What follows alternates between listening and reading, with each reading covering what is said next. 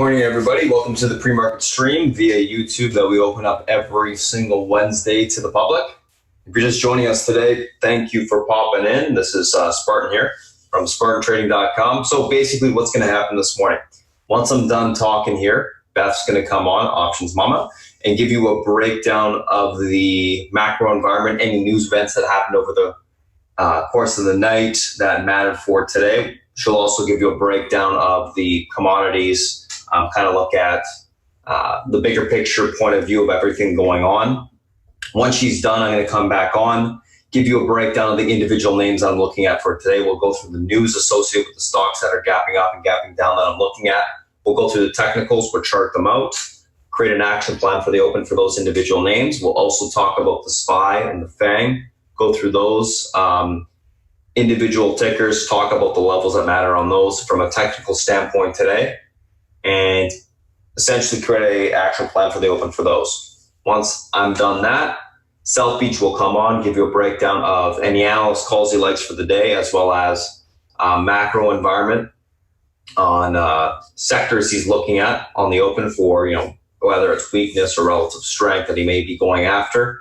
And after all that's done, I'll come back on, we'll recap what we talked about today, go through everything again a little bit quicker right before the open, and then we'll be ready for the open. So if you're just joining us today, thanks for popping in today, guys. And Beth, if you're ready, I'm going to pass it over to you and let's get going. Thank you so much, my friend. Okay, good morning, good afternoon, good evening to those of you joining us today. Welcome. Lots to kind of discuss this morning. The API overnight, that's why crude's rallying. It was a draw, and to be quite honest with you, these weekly crude stocks have been all over the map, and it's really hard to get into sort of consistency. We do have crude inventories coming out this morning as well. As stated, they've been all over the map. I do feel, and I've been stating that I see the refiners have a strong rally into September. Some of them actually go into October. With that said, then they roll over. So we are getting into seasonality strength in the oil sector. Feature article out of Barron's also helps some of the names. But with that said, it's a short-term blip. And the reality is, until we see some sort of stabilization globally in terms of economies, and the crude sector is going to be subject to drawdowns. I talked about the XOP. That is basically pension funds getting out of it in terms of cleaner. If you don't contribute in terms of the environment, okay, then a lot of these pension companies are basically countries as well as companies are basically selling their holdings in XOP. 90% of XOP basically has carbon footprints. Okay. What do we have today? We have existing home sales. This is going to be interesting to see what's going to go on there. Lowe's knocked it out of the park, Mad Props, and we've got Target as well. So that's kind of going to give support to the market, obviously. The FOMC meeting minutes are coming out today at 2 o'clock. It is notable, it's because it gives you more detail as to what was said and in terms of who's lining up on the dovish, hawkish side and going forward. So this actually could be a little bit of a shock, either positive or negative for the market. Normally it's not that important, but the market has the yips right now. They have priced in, if you go to CME FedWatch, you'll see that it is 95% probability that they will be cutting 25 basis points. Oh, sorry. It's now 98.1%. Okay. Well, actually, this flipped over. It's 98.1%. Okay. So there's not even anything down here in terms of the 50 basis points. And that was earlier in the cycle. Now we're pretty much done. It's all going to be about language, what's going to be said. We do have some other economic data coming out tomorrow, and all eyes will be upon Jackson Hole. Starts on Friday. The tentative schedule I got was that Powell's speech is going to start at 10 o'clock. Okay, this is the Super Bowl in terms of central banks, in terms of economists, and it is notable because they do come up with ideas and statements. So we'll have to see what comes out of the symposium, where the markets align. But the reality is, full bore quantitative easing. We've discussed it with an IMF paper that basically negative yields is a policy, and that there's nothing wrong with it. Okay, all right. Let's move on. Let's see what the Chinese are saying. This is the Chinese running newspaper, okay, in English. So we get to see what they're looking at. They don't like Navarro very much, okay, as well as Pence's comments did get listened to by China and says, meh, go ahead, poke, I don't care. I just think that, and I've been saying this for nearly 7 months, 8 months, that the Chinese are not going to do anything until the election cycle is done. Why would they? Unless it's something in their favor and to their benefit. And the president wants something done so that he can go in strong with the election. So it's going to be interesting to see who blinks on this one. Let's take a peek at the South China Morning Post. I like this one. It gives us some really good news ahead of time as to what's going on. China's doing some very interesting stuff, guys. Basically boycotting the Indians because they're supporting Pakistan. Well, that would be notable, right? Detention of British consulate trade officer. I don't know. Denies visas to German lawmakers over human rights criticisms. This is notable, guys. I mean, this is getting very isolationist and very strident. So we'll have to keep an eye on that.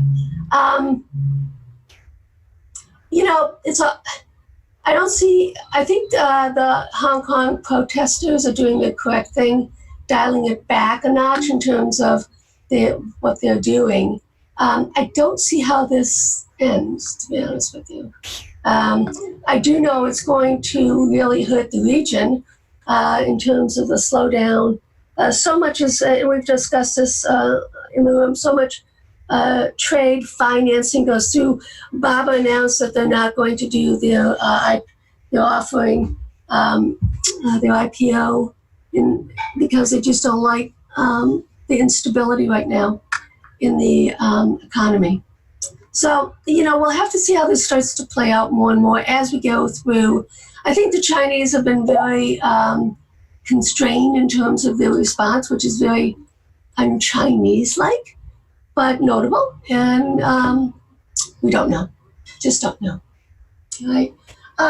There was an interesting printout in the Wall Street Journal in their top 10 things, basically showing that U.S. corporations have started to it's the slowest pace in terms of repurchasing their shares in 18 months. And they say that they were there, the corporations were there in December to support the market.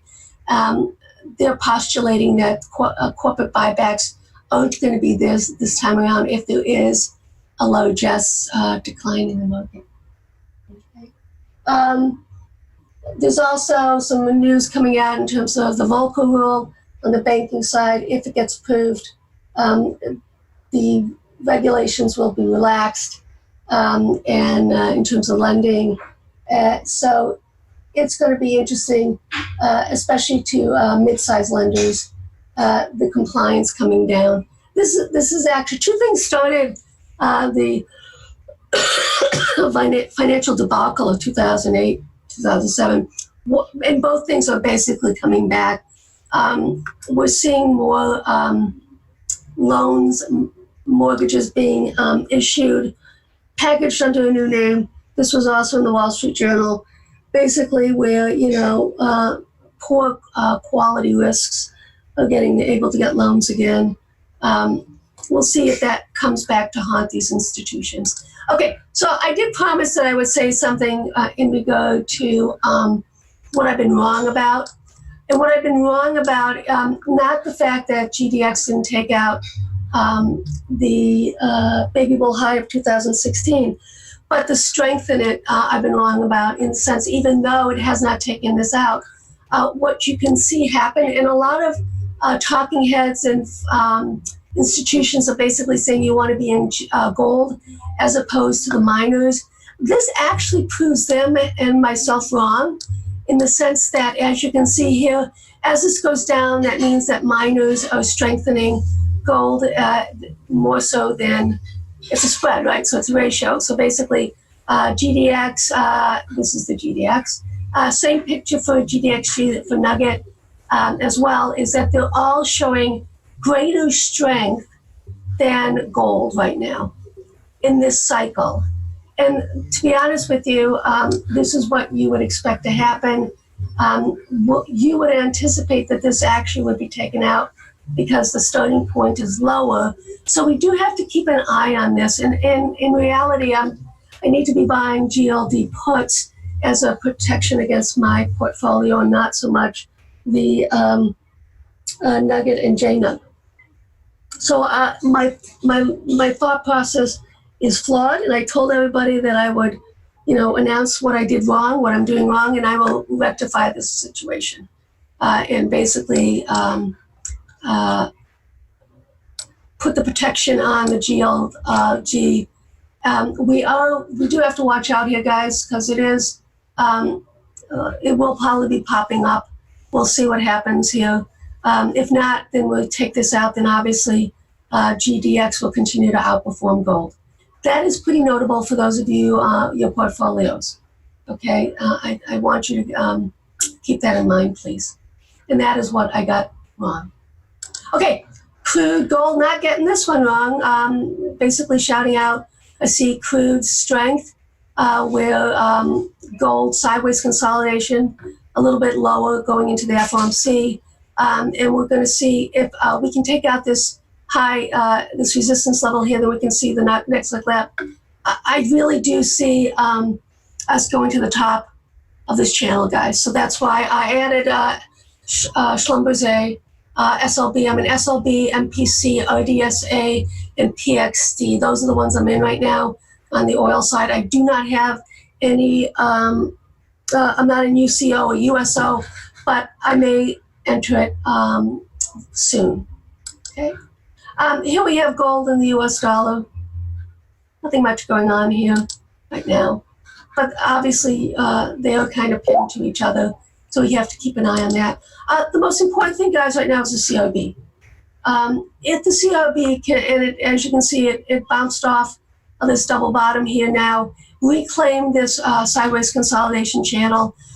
If we can start to see in the CRB strength, okay, this is the monthly, then that is actually bodes well for the market. And don't forget, the largest component in the CRB is crude. Okay. I do want to take a look at the sentiment trader. I just love this company, what they do, what they print out. A lot of people, financial institutions, individuals use their data, as do I. And once again, we see right here, guys, this is smart money, dumb money. Let me blow this up a little bit so you can see. Okay. Dumb money, once again, is ahead of the curve with smart money. And I wanted to talk about what happened yesterday. And Brian and I were having a conversation about this. I think, to me, what we're seeing is obviously end of the summer, lack of liquidity, lack of volume, number one. Another thing that we have to take into consideration, guys, with these moves in the market, it's actually going to be good because we are going to get volatility, and that's what we need, and that's what we like to see, up or down. We don't care. But there's so much money on the sidelines with smart money. We're talking hedge funds, we're talking institutions, okay? And there's nothing that I think will have them come in, take off of the cash side, unless something dramatically happened in a certain sector, they would put money to work. But they're quite content basically having a lot of their cash that they would have on the sidelines in TLT. And we have to be aware that with gold as well, there's a very large institution that is crazy short gold, okay? And what I think is happening, to be honest with you, is that they're hedging it with GDX, Nugget, JNUG, okay? So we have to keep an eye on that.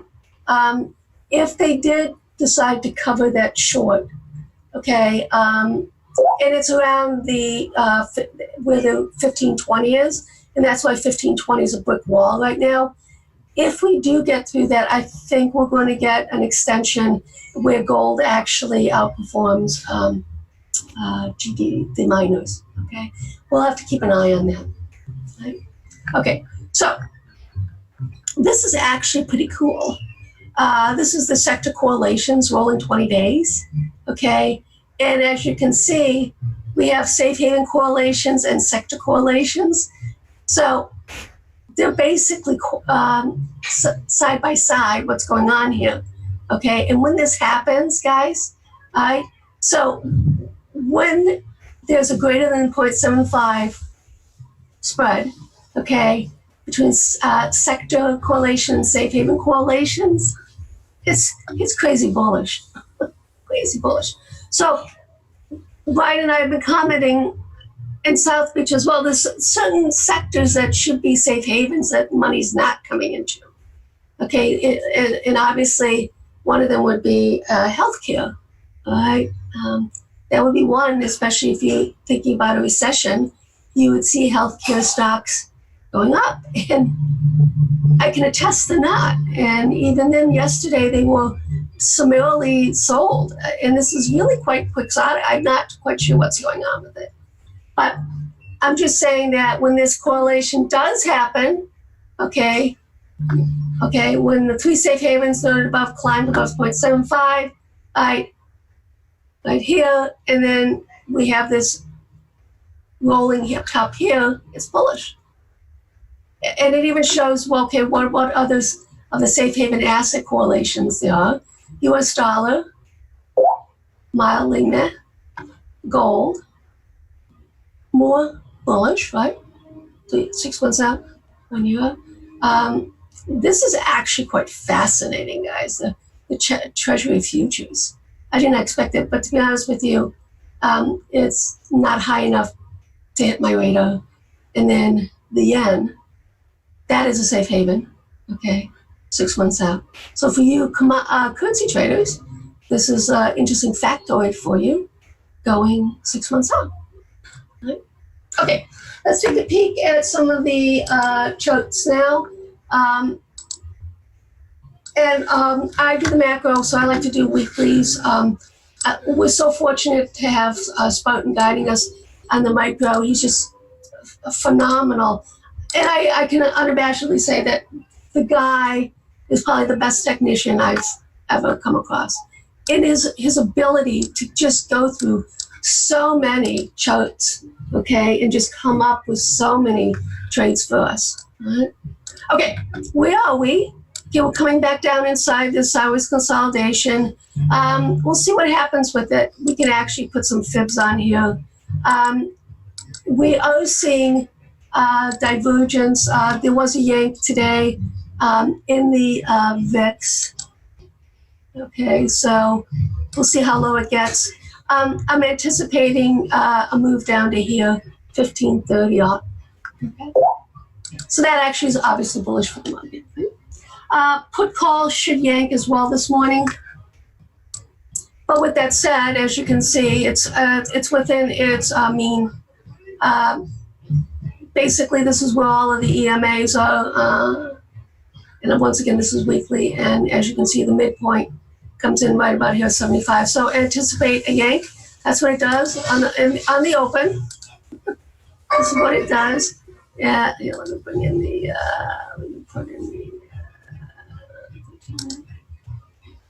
so you can see, okay, yank on the open, and then it gets bought up. yank on the open, then it gets bought up. Yank on the open, so that's what's going to happen. Yank on the open, and then it'll probably get bought up. So just be aware of that. And that's how I use it, to give us an indication on extremes, okay? Whether I see it trending up, in correlation with the VIX, etc. You can't actually trade off of it. You can actually tighten your stops. Crude. Okay. This is my downtrend line here. If we break above there on this, on the weekly, then I will be buying, I probably will be buying USO instead of UCO, guys, because I have exposure to those stocks, individuals, refiners, okay? So that's kind of my game plan right now. Let's take a look at gold. Gold in particular is going to be pretty volatile. I'm still thinking that, one part of me says, well, it keeps gravitating to this 1520 zone, right?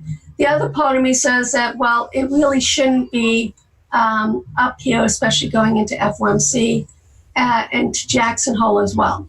So I probably, on the open, after like 5-10 minutes, I will buy some GLD puts, just so you know. And I'll probably go out to September. All right? We'll see. If you look at it on the hourly, okay, you can see that it actually, on the bullish side on the hourly, okay, it didn't take out yesterday's low. So that to me is notable. It's making a higher low, right? That's bullish, right? And so what I'm going to do is, if we break the support line here, guys, that's where I'll enter the GLD puts. Okay. All right. So let's take a peek at some of the ETFs. Let's get it back to the weekly. I just can't be happy about financials right now, guys. If anything, it looks like it's bear flagging. Where would I have to get bullish on it if it took out 2714? There's a lot of resistance on the financials, guys, and obviously a lot of that is the headwinds with interest rates. Okay. Let's take a look at XLK. I do have seasonality strength. For those of you who have not seen my studies that I've done, I basically am creating off of seasonality this cheat sheet for everybody. So Facebook is now entering strong seasonality. This is a year seasonality, but Visa, another year, CME, AVGO Broadcom to the end of the year. And for me right now, I'm probably going to be entering Soxel because that also has strength. And even this, this is the inverse financial, okay, 3 times leverage. So that tells us that financials actually have strength coming in right now, okay? And that's how you would look at this, interpret this. All right, CRM has earnings coming out, Nectar, Lilly, on Semi. And there's a nice little list here for everybody, Microsoft, Adobe. So I'm in XLK right now. I have actually a strangle on in XLK. I think we're going to break out. I don't know which way. So this is the time when, for me, until we get some clarity, I have no problem being in strangles on the ETF side. Right? And they are a little bit weighted. And it's out to August 30th. Either we're going to pop this top, guys, or we're going to break this. I mean, it's that simple. And it should happen rather quickly within the next week or so. I'll probably roll out this strangle a little bit to September, more than likely now. Okay. Let's take a look at XLY. It's sideways consolidating. Hold on a minute. I'll turn my sun's up. I apologize.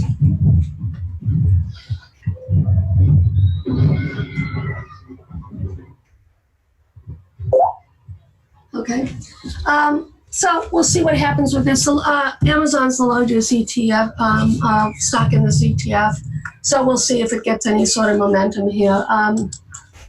Let's take a look at XLV. This is the thing that's really getting me confused right now, guys, is that we should have strength here. Okay, if in fact we are going into a recession. All right. And, you know, I'm being patient with it, but the reality is it's holding this uptrend line and it's bullish. And I'm not exactly sure what's going on with this healthcare sector right now, unless there's some sort of news that's going to come out that we're unaware of right now. In a recession, healthcare is one of the sectors that does very well. If in fact we are going into a recession, and the fact that the administration is talking about doing some tax cuts is notable in terms of what they're seeing. XLI, this is the industrials. Looks like a bear flag to me on the weekly, but for all intents and purposes, wide range from last week and the week before. This is crazy stuff, guys, and this is why I think there's intervention going on. Someone put me a thumb on the scale here. And we'll see how that plays out.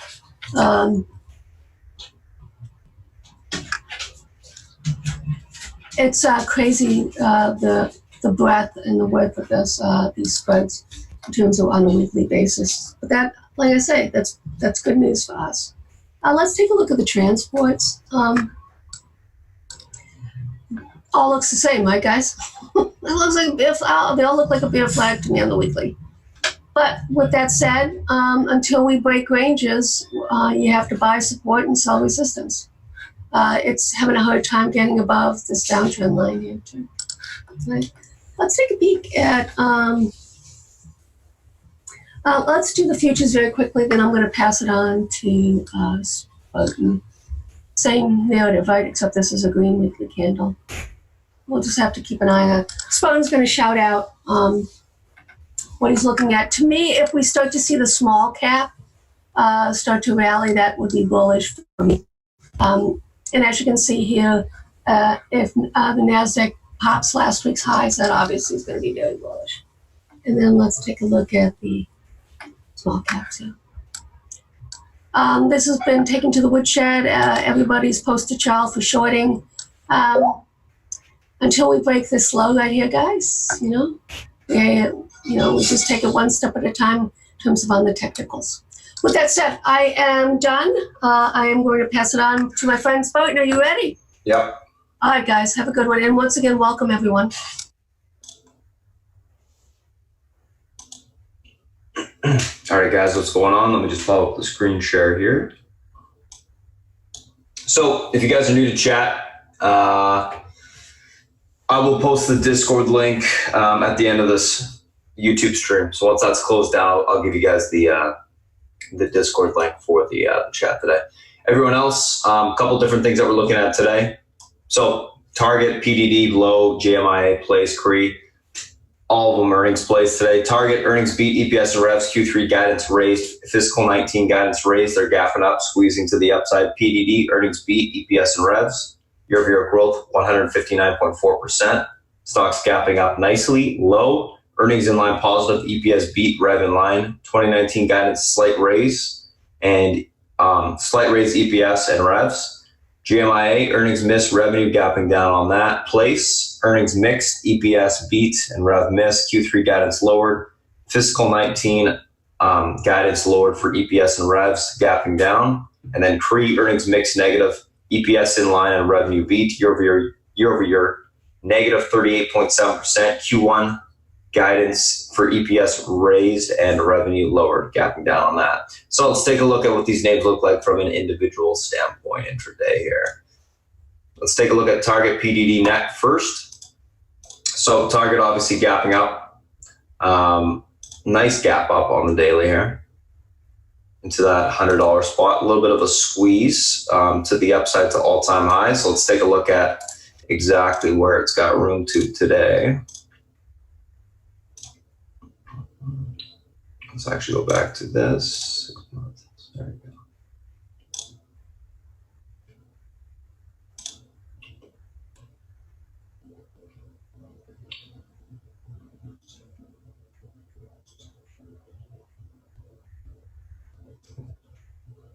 get the big range.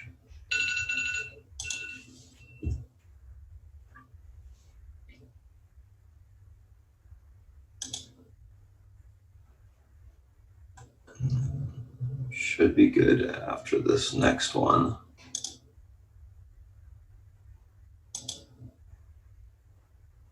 Oops.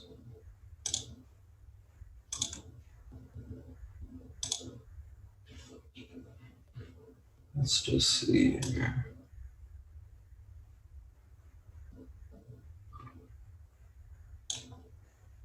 Yeah, okay. Let's take a look at the intraday chart.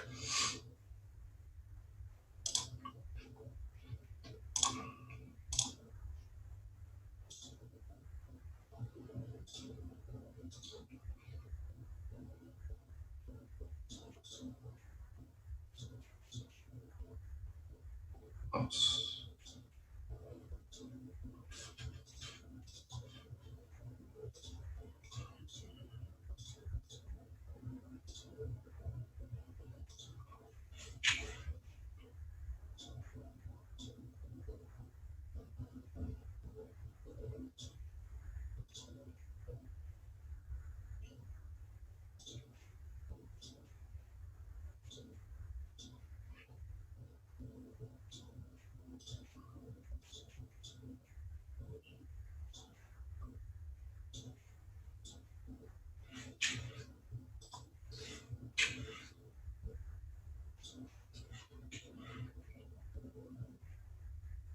So I had to do a whole bunch of Fibonacci extensions there, basically. Get my levels.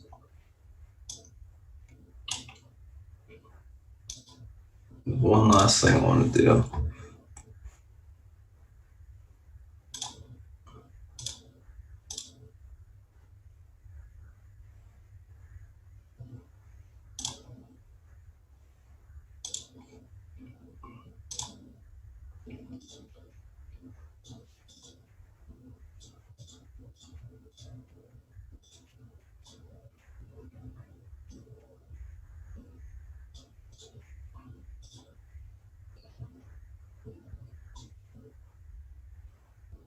Okay, so that level's where that one's supposed to be. Perfect.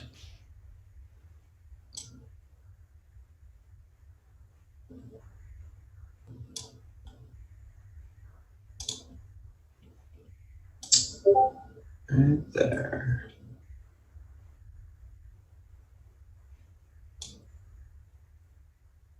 All right, cool. So a couple different levels we're looking at today. 96, 93 pivot to the upside today on target. What's a pivot level? Big support or resistance that changed the direction of the stock for an extended period of time. For instance, above this level, we should see continuation towards 103 to 104.92 to the upside. Unable to hold 96, 93, look for a pullback to 94.56 to 92.38 support and basing down there to take the stock long. Overall on target, leaning bullish, going to be looking for continuation higher. I think the $100 level is going to act as the magnet. Huge gap up today. I think we're going to see continuation to the upside. So that's what I'll be looking for. Retest this level, hold, and then continuation push to the upside. Awesome chart. PDD, let's take a look at this one.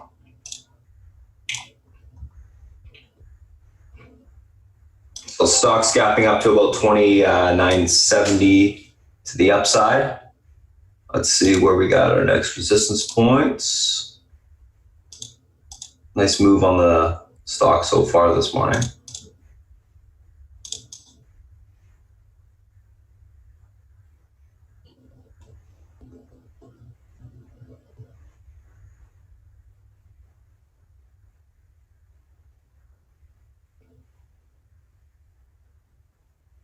Let's go back a second.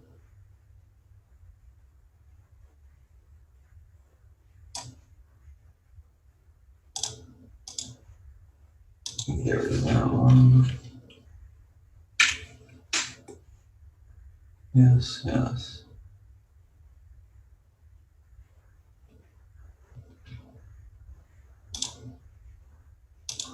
All right, that should work.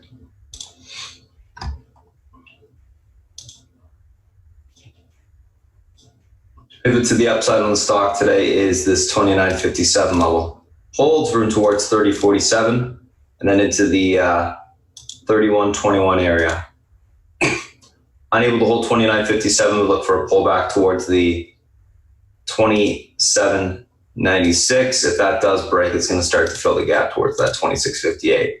Overall leaning bullish. I think this wants to test the top of the range on the daily, which actually is about $32 to the upside. So I'll be looking for a continuation higher. If this pivot 29.57 can hold, room towards 30.47 and 31.21, and then that should break and we should have room towards 32. Unable to hold 29.57, look for a retest of that 28 support. If it breaks, it will fill the gap. I think if it does pull back to that 28, you'll just look for basing along that level to take it long. Overall leaning bullish, though, looking for a hold the pivot continuation higher.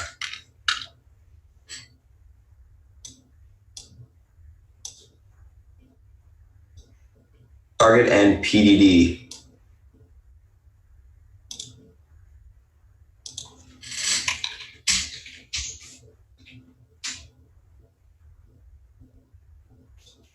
Let's take a look at low and JMIA.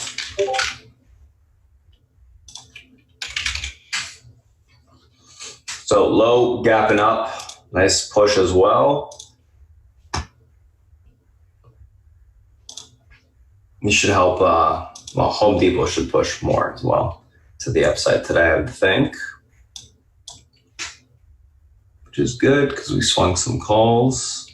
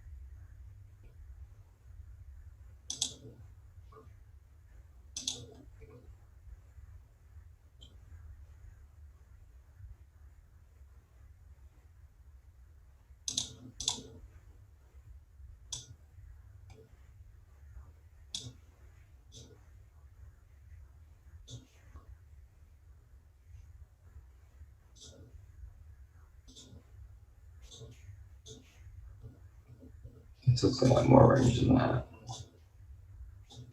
I gotta go further. There you go. That makes a lot more sense.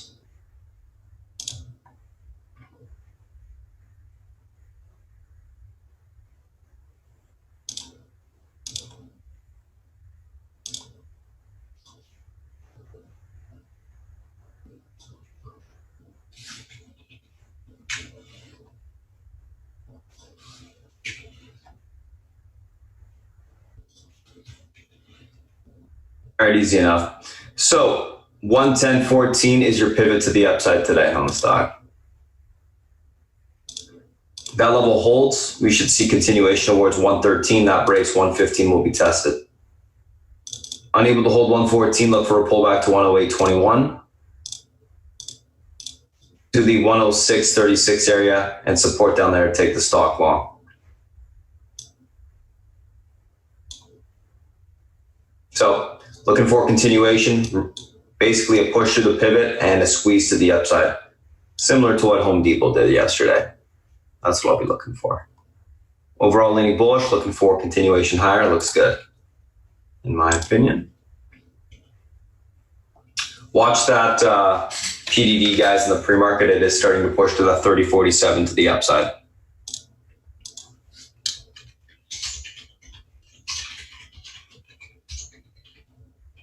Nice little squeeze there to the upside.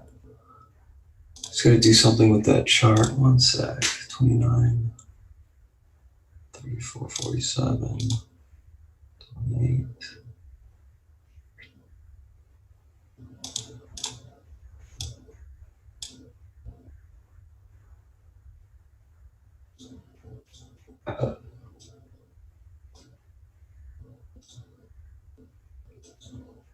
All right, perfect. All right, let's take a look at Place, PLCE.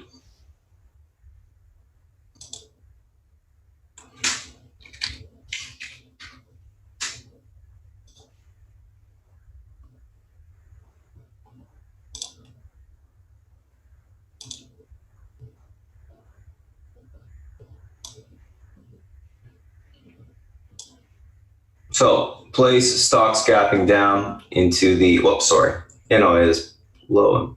Oh, no, JMIA, that's the next one. My mistake. JMIA. So JMIA gapping down below the 1130 area, aka the all-time lows. It's back above it right now in the pre-market, but we got to mark this level.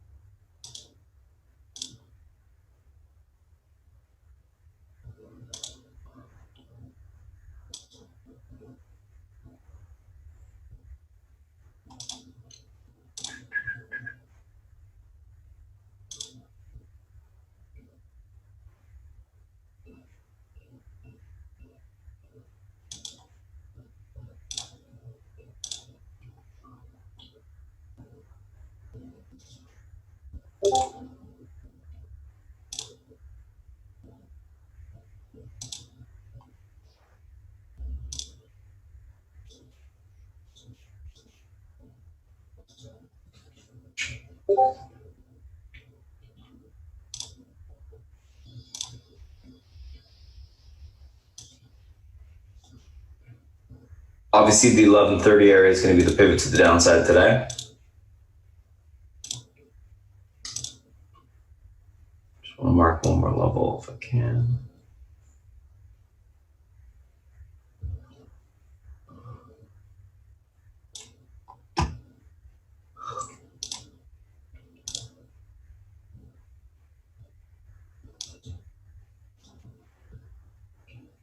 There you go.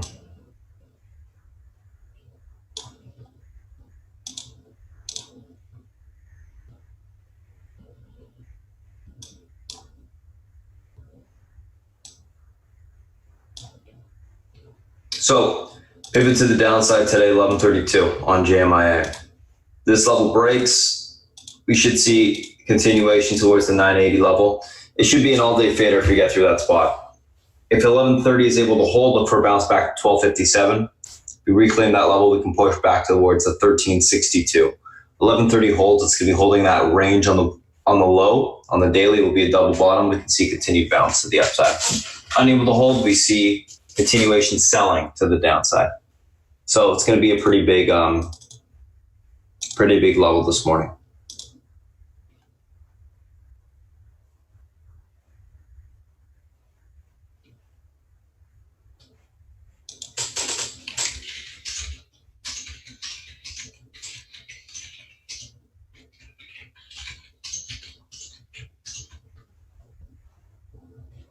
So that's JMIA. I'm going to take a screenshot of that. And we'll move on to the next.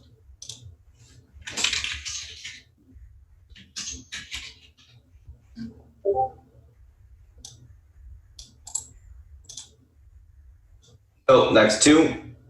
Oops. There we go.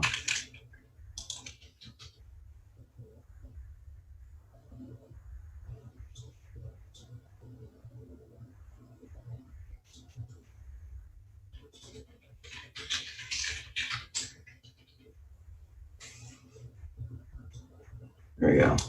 Next two are going to be CRE. So placing CRE, PLCE CRE.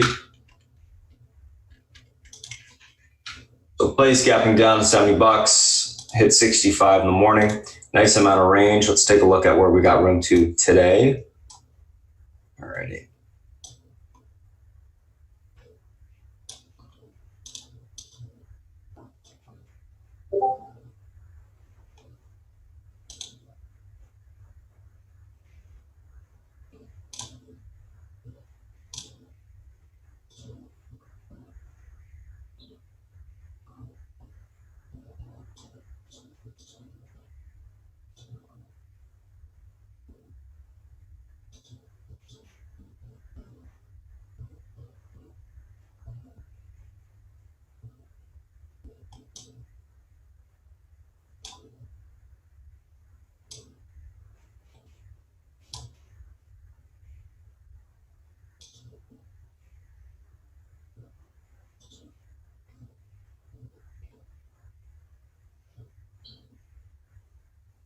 72.7 and 66.95.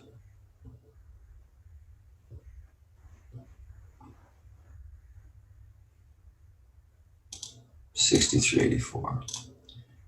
Got it.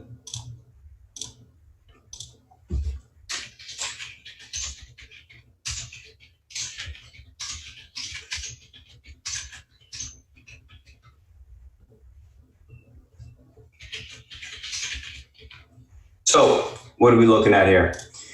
70.63 is your pivot to the downside today. Levels able to hold. We can bounce back towards 72.94 to 75.31. Look for topping there to take the stock short. Unable to hold 70.63. We look for a sell-off towards 66.92. If that support's unable to hold, we'll see continuation to 63.83. Down there, we can look for basing to take the stock long.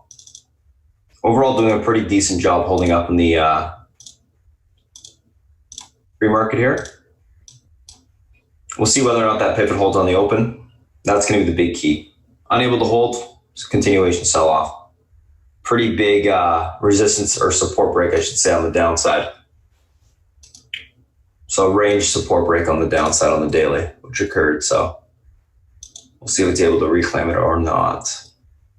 CRE, stocks gap down to about $56 off of those earnings, which were negative.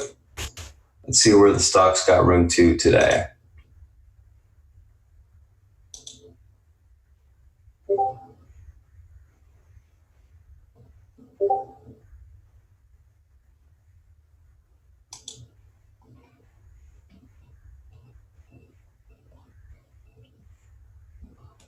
That's a lot of different levels here.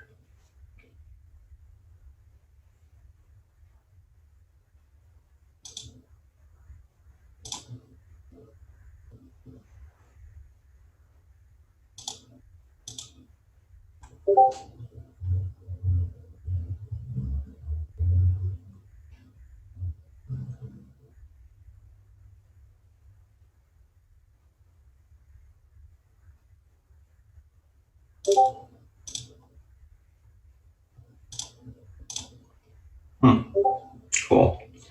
Alrighty, got it.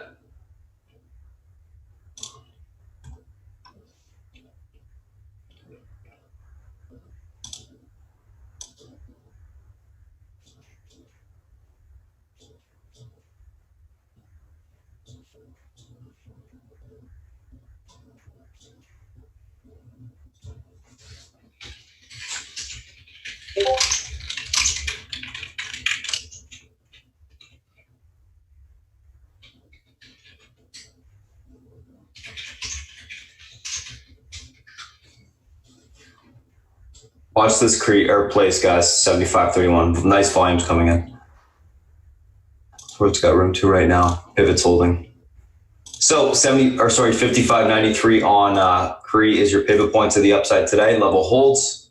Room for continuation into the 57.48. If we get above that level, we'll fill the gap towards 59.30 or retest the 50 EMA on the daily. Unable to hold 55.93, look for a sell-off towards 54.58 to the 53.22 area. If that breaks, we'll revisit the after-hours lows yesterday. Doing a pretty good job of holding up. I think we could see a continued bounce above that pivot. So we'll be looking for that.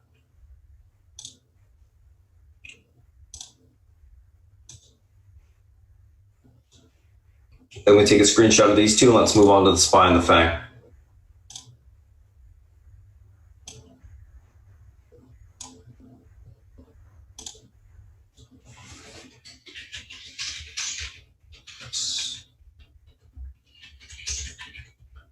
Okay, let me save this.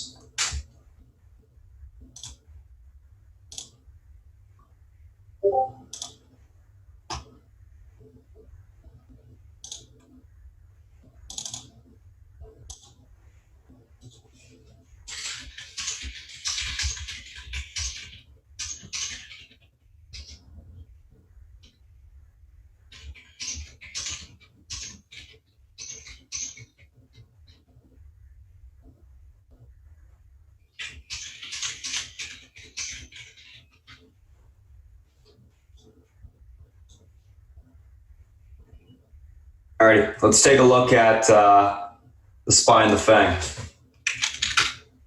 Market. What's going on today? The pivot is the exact same as it was the last 2 days. So, pivot, 292.24 to the upside today. If we get through this level, we have room towards 293.17 and then into the 294.45 level. I'm going to zoom out without going back too far because I don't want to get this stupid misprint candle in the way. I guess that will do.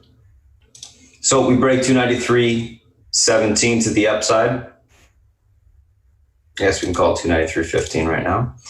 Then we got room towards 294.45. Unable to hold the 292.24 pivot, look for a sell-off towards 291. If that level breaks, we got a continuation breakdown towards 289. Market is trying to reclaim EMA support on the daily, which it is currently. If we get above 292.24, we should be able to push to the upside. Right now on the market, leaning bullish. I think it's really very resilient. It wants to push higher. We'll see if we can get through that pivot point this morning. Again, 292.24. Leaning bullish, we're above EMA support, looking for a continuation higher. 293.15, and then we'll see what happens. 294.45 is kind of what my magnet has been on the week so far, but it's yet to get there. That's the SPY. Let's take a look at Apple. They came home last Tuesday. How fast does 50 days go?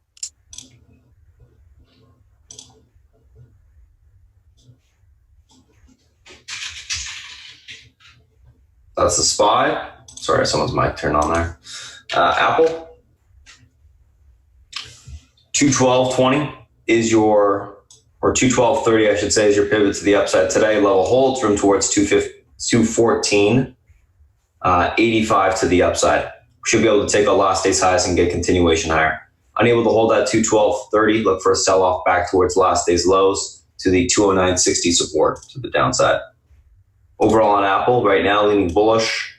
Going to be looking for a hold of the pivot on the open and continuation higher. That should help the SPY as well push.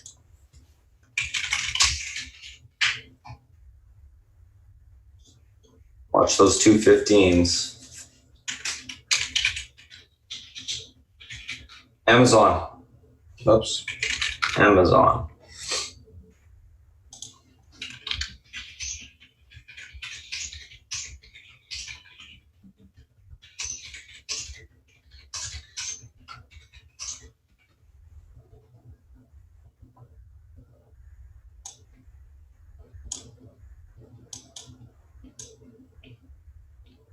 So Amazon, the 1826 level, or 1824, that's your resistance to the upside. Pivot intraday is going to be the 1806 level. If this level holds, we should see continuation to 1824. 1824 breaks, we can get to 1836. We're getting a flag on the hourly, uptrend still intact, looks good. Unable to hold 1806 though, look for a pullback towards 1796 to the 1786 level to the downside and basing down there. Overall on Amazon, leaning bullish, looking for a retest of 1824 to the upside and then a push towards that 1836 spot.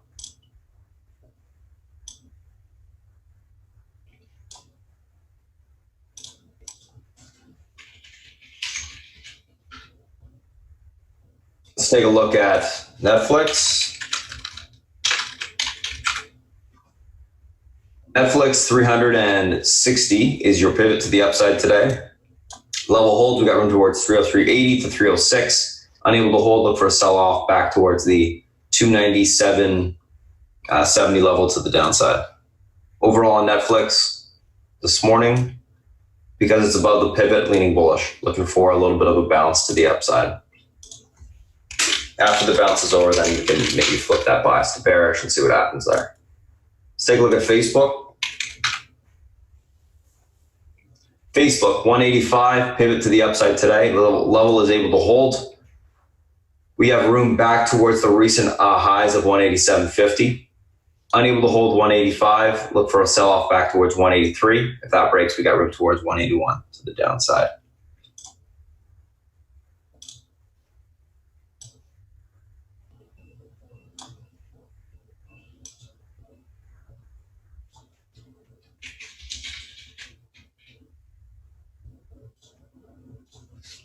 Last but not least, Google. Oops.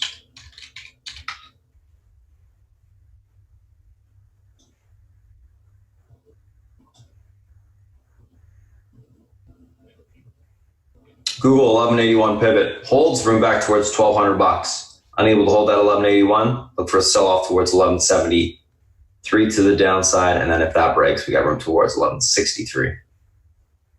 Watch the, obviously we can see that Google's breaking the downtrend as well, as similar to Amazon flagging to the upside. I think we see continuation back higher. So that's the SPY FANG individual names that we're looking at. For now, I'm going to take off the action plan, pass over to South Beach. He'll come on and give you a breakdown of the analyst calls for the day and anything from a macro perspective he's looking at, and then we will go from there. Do a little recap when we come back. South Beach, if you're ready, it's all yours. Good morning, everybody. How's it going? Okay. So bond market's up a little bit today. It was down up a little bit on Monday, down a little bit on Tuesday, up a little bit on Wednesday. Basically, a whole lot of nothing going on in the bond market.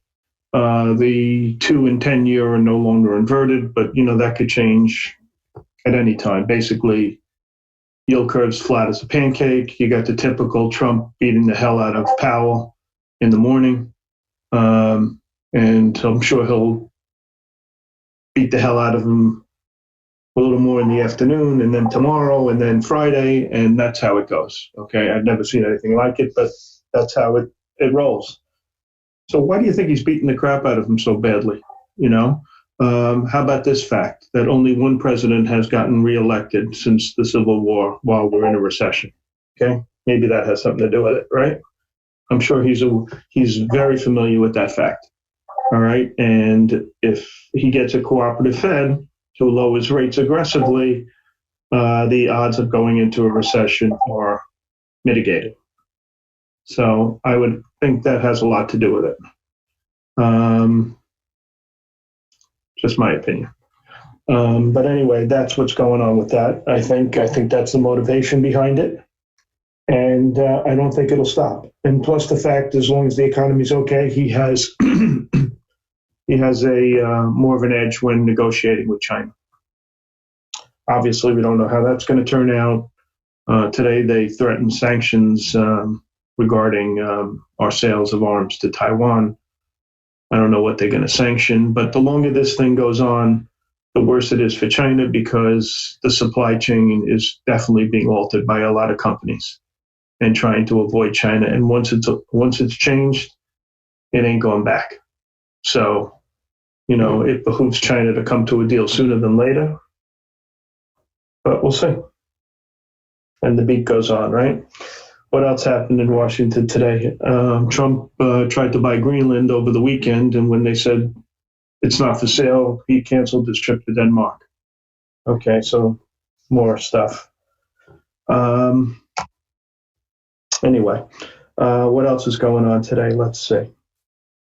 I think the big thing out there right now is listen, we're getting into the dog days of summer. We're in the dog days of summer. The amount of news coming out is less. What I do hate is when we make the move that's going to be in the market, the volatility takes place overnight. We went through a few months of that at the beginning of the year. I hope we don't go back into that. Last night, the market went out really crappy, right? They hit them hard at the end of the day, and you come in today, and it's like yesterday didn't happen. That's why I've been very adamant about low overnight risk, okay? You don't know which way it's going to go, and we're not in the gambling business. So we've had intraday volatility. If we go back to the overnight move, the big move taking place overnight, that's going to really hamper the ability to trade. You're going to have to just stick with special situations. Trading the market becomes a waste of time. So we'll see what happens, but I don't love coming in and seeing the S&Ps up or down a bunch and hanging out there all day. Okay, it just makes life really difficult. Intraday volatility, nothing better. Overnight volatility, really crappy. So, excuse me. 1 second. Sorry. Okay. So what are we looking at today? We have Target knocking the cover off the ball, as did Lowe's. You know, an interesting exercise is looking at the retailers that have done really well as opposed to the ones that have done really poorly. So let's take just a quick gander. We had Home Depot and Lowe's, Target, Walmart, all fabulous numbers. Estee Lauder as well. And what's been really crappy? Macy's, Dillard's, Kohl's, Tapestry, Ralph Lauren. You sense a picture here? It seems like the giants who have a kind of, what would you call it, quasi-duopoly, Home Depot and Lowe's, Target and Walmart, have been doing really well. Almost unavoidable retailers. I mean, if you want to buy stuff in those stores, you can't buy it on Amazon. You don't have competition really fighting you for that sale. Okay, you just have a couple of choices, and those retailers have been knocking the cover off the ball, as opposed to the retailers where they have massive competition. Okay, Macy's and Kohl's, Dillard's, you can go to any one of these things. Nordstrom's, they're all the same crap. Okay, Capri Holdings, Tapestry, all right, you know, tons of competition, tons of margin pressure from China and elsewhere, very little pricing power. When you think about it, you know, overall, it kind of sort of makes sense, right? Right. The bigger companies can squeeze the suppliers. These guys who are fighting tooth and nail with their competition, it's tough. So I think that's a good point. So I think the big thing coming out in the next week or so, or 2 weeks, is going to be this opioid thing. All right. It's starting to come to a head. I think Oklahoma is going to announce today when the judge is going to put down his decision as far as, I think the lawsuit was with, let me try to remember. Oh, J&J. Okay, and they're fighting a settlement over there. They're going to court. We'll see how that turns out. That'll be really important. This opioid thing reminds me of the asbestos situation we had maybe 15, 20 years ago. Okay, ton of companies went out of business. No one really expected it, and I wouldn't be surprised if it happened again. All right, you have state lawsuits, you have county lawsuits, you have individual lawsuits. They just, you know, this is a very litigious country. We all know that, right? And these lawsuits can bring companies to their knees. I think one of them already filed INSY, I think the symbol was, settled a $250 million case, and then they filed for bankruptcy a few days later. Okay?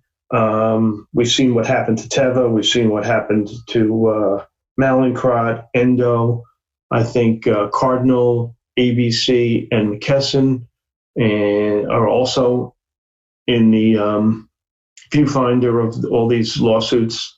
I think that J&J, obviously, you got to be really careful. Okay, if the J&J suit goes in the favor of J&J, these stocks are going to bounce really hard, and if it goes badly against them, they're going to get crushed. Okay, and that doesn't even include federal suits. Okay, so there's going to be lawsuits from now until as far as we can see. And I think getting out of the firing line of all these attorneys is going to be very difficult. So these stocks are clearly under attack, and you got to be really careful. Another thing I did this morning was look at different groups to see where the money's flowing, okay, and just point it out. Probably the best two groups on the long side over the last 4, 5, 6, 7 months have been utilities and gold and silver. Okay, that's where the money's been flowing. And if you look at the individual groups, you know how I do it with the moving averages. I've gone over this a million times. pretty much, I mean, you can pick a stock and they're all below the 17-week. Every one of them. You go to cyclicals, they're below. You go to the banks, they're below. You go to, let's see, drugs, rails, they're below. All of these things show an economy that's slowing down. All right. And that's why Trump is so adamant on getting the Fed to be cooperative and help the economy the best it can. I mean, you look at the banks, same crap. They look like crap. Okay. How are they going to make money with those spreads? Right. I can't see how they're going to, it is what it is. A flat yield curve is a disaster for these guys. Insurance companies, how are they going to pay off their people when they can't make any money on the money they get up front before the claim is made? All right. These business models are totally have headwinds like nobody's business. All right. So you can get a rally in the S&P, but the stocks that are going to work are the companies that have been working. The tech companies that can save big corporations money. All right. The Nows, the Shops, the Twillos, those kind of stocks, that's where the money is. All right. And it's just going to keep flowing there until it doesn't. That's how I see it. Let's go over some quick research on the day. Qualcomm, one of the companies I took overnight, Morgan's out saying that this LG deal basically tells you that the FTC ruling regarding their patents is irrelevant. I don't necessarily agree with that, but the stock looks good on the charts and whatnot, so I bought some of that last night. I told you guys I was in it. GTN, Stevens Inc. in Little Rock likes this one a lot. They say it's super cheap. They're not bad. The call of the day, in my opinion, is Stifel upgrading now, hold to buy with a 320 target. That was the best call. Okay. BMO Research, they initiated a couple of the oil stocks. BP 53 target, I think, Chevron 165 target. I think they're smoking something. If you look at either any of these charts, these stocks are crappy. All right, fossil fuel business, the oil business is in the house of pain, as they say, right? And I wouldn't buy them until they're out of the house of pain, and then I'll take a second look. All right, but I'm just telling you what the research is. On the short side, some company I never heard of, DZ Bank, downgraded UBS and JP Morgan. I don't necessarily disagree with the downgrade, but I don't listen to DZ Bank. I'm just telling you what's out there. Jazz was downgraded by Piper. SYBX. This is why I don't trade bio stocks. Buy to a sell, target 20 to 2. Okay? Life's too short. Money's too important. I don't get involved in these stocks under any circumstance unless they have a huge amount of stocks, drugs in the pipeline, like Amgen or something like that.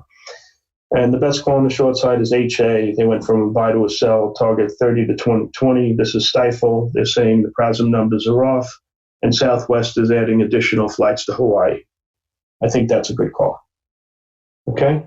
So those are the calls that I thought were, Benchmark likes Nevada. This, Cowen likes Okta.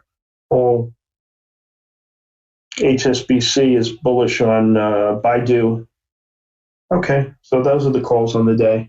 Position-wise, I have Qualcomm long. I have Lumber Liquidators long. I have WYND, which I told you guys I was buying long.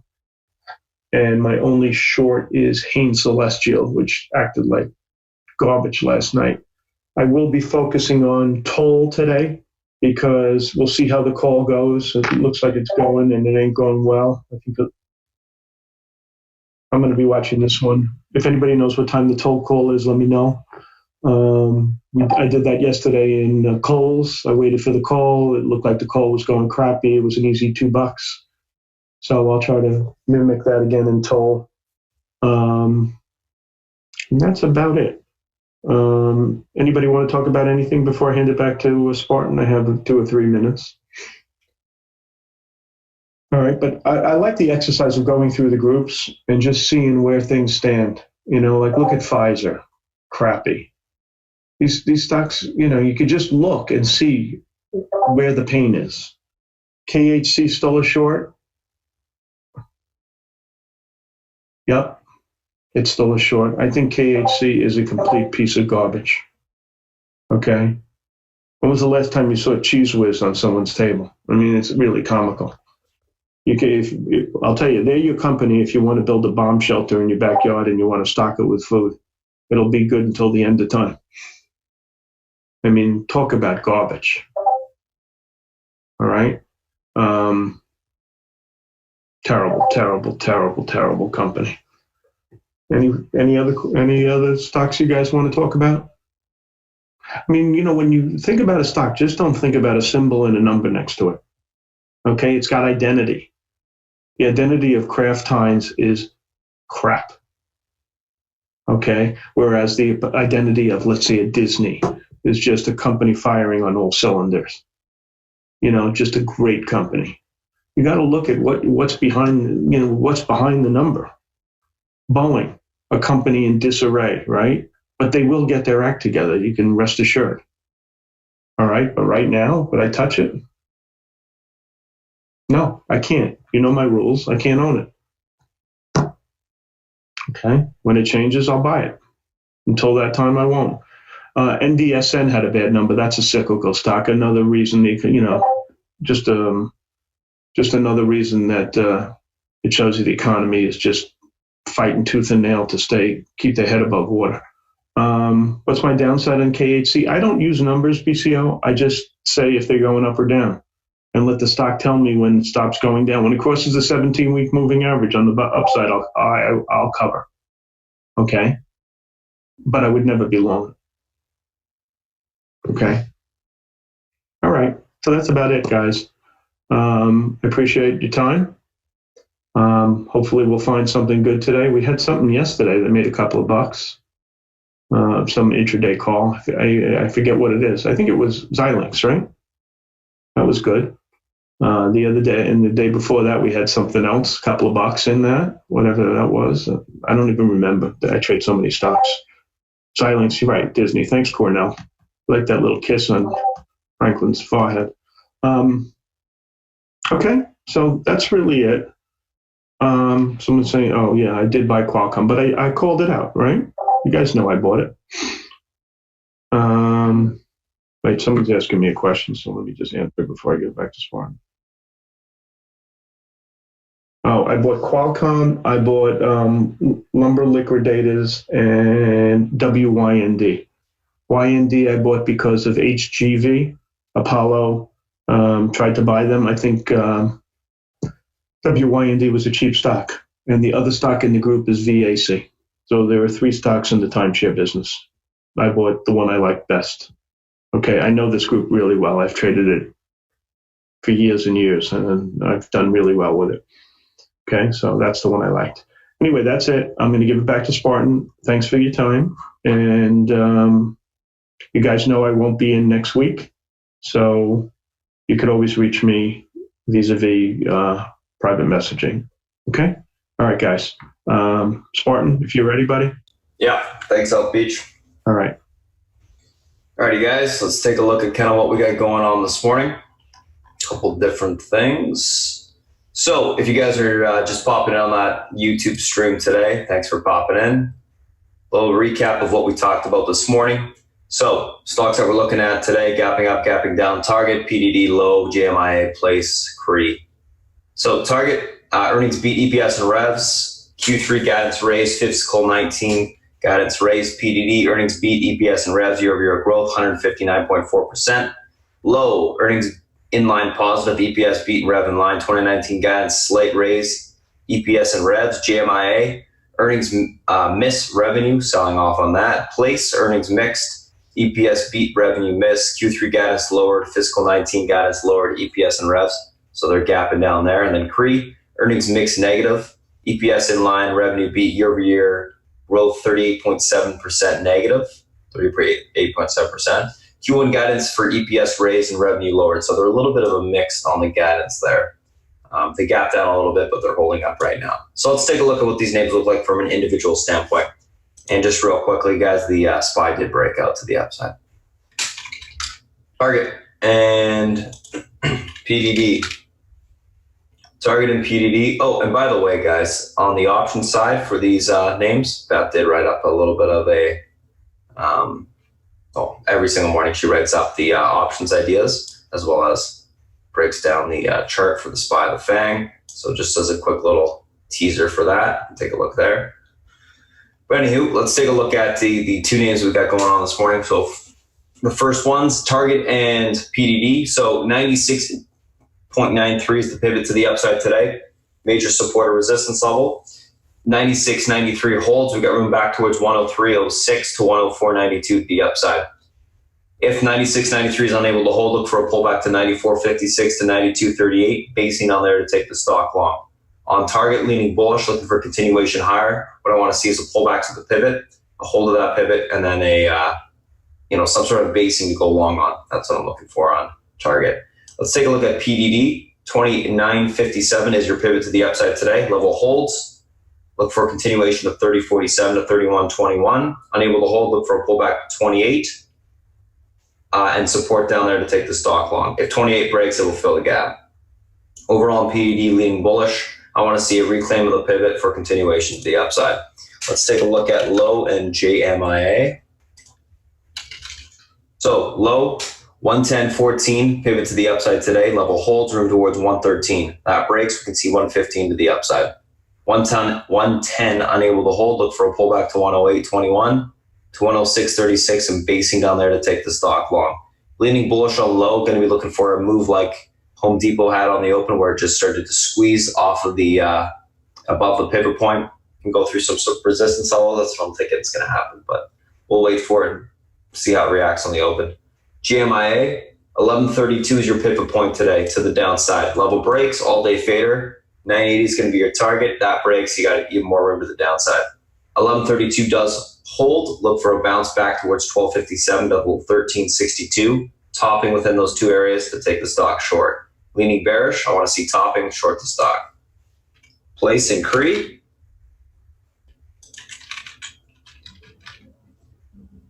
$70.93, pivot to the upside today. Level holds, room to 72.94 to 75.31. I'll be looking for some topping within those two areas to take the stock short. If the pivot breaks, look for a continued sell-off towards 66.92. That breaks, we see 63.83. We have guidance lowered EPS revs for the next quarter as well as the fiscal year, so I think that's pretty bearish. CRE, 55.93, pivot to the upside today holds. We can get a bounce towards 57.48. That breaks, we fill the gap to 59.30. 55.93 unable to hold, look for a roll over towards 54.58. To the 53 level, and if that breaks, we'll see 51 to the downside. Overall on CRE, I'm leaning bullish. I think it's holding up pretty well with the earnings. We'll see if that pivot can hold for continuation this morning. Let's take a look at the SPY. So SPY is breaking above the pivot to the upside intraday, and that pivot is 292.24. That level is able to hold. Room for continuation into the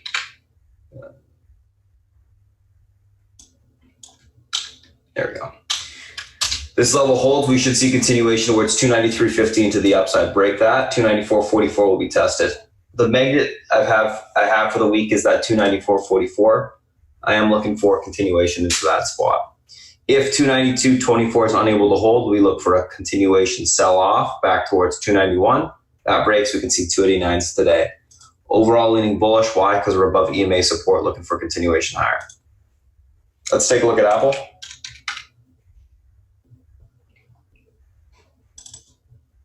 Apple, 212.30 is a pivot to the upside today. We push through this level. We're going to be breaking the head and shoulders on the hourly. We should see continuation towards 214.80 to the upside. It's got room for continuation. Unable to hold 212.30, look for a sell-off towards 209.58 to the downside today. Overall on Apple, leaning bullish, looking for continuation higher. As long as that pivot holds, it should help the market push as well. On Amazon, 1806 is your pivot to the upside. Level holds, room towards 1824. And then if that breaks, we got room into continuation towards 1836 today. Hourly bull flag to the upside, leaning bullish, looking for continuation to the upside. Let's take a look at Netflix. Netflix, 360 pivot, holds, room towards 303.80 to 306 to the upside. Unable to hold 303, 360. Look for a sell-off towards 297.70 to the downside today. On Netflix, right now, because it's above the pivot, I am leaning bullish. Facebook, 185 pivot, holds, room towards 187.35 to the upside. Or sorry, 187.50. Unable to hold 185. Look for a sell-off towards 183 on the downside. So we'll see if that pivot can hold on the open. Last but not least, Google. 1182 is your pivot to the upside today. Level holds, room towards 1200. That breaks, we can see continuation at 1220. Unable to hold 1181. Look for a sell-off towards 1173 to the downside. So that's it for the SPY individual names that we're looking at this morning, guys. I am going to cut off this YouTube stream pretty quick here. Thanks for popping in and checking this out. If you do have questions, feel free to reach out on either Twitter or email, Spartan@SpartanTrading.com. Twitter is @SpartanTrading, obviously. So yeah, thanks for popping in, guys. And we'll see you next week. Alrighty. I'm going to post that Discord link for you guys in a second. I'm just going to see if admins cut it off, and then we'll go from there.